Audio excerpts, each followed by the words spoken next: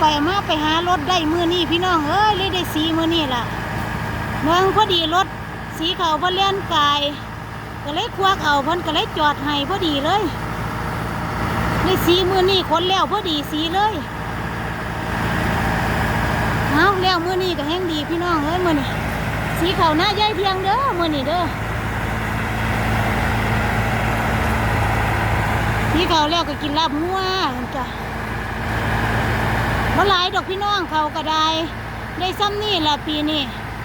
สู่ปีกายบ่ได้ดอกเพราะว่าน้ำท่วมดูพอได้กินข้าวเนาะพี่น้องเนาะนี่ข้าวเหนียวสีข้าวเหนียวก่อน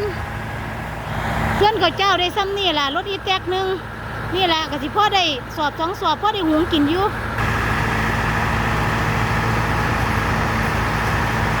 นี่เขาซอยกันนะจ้า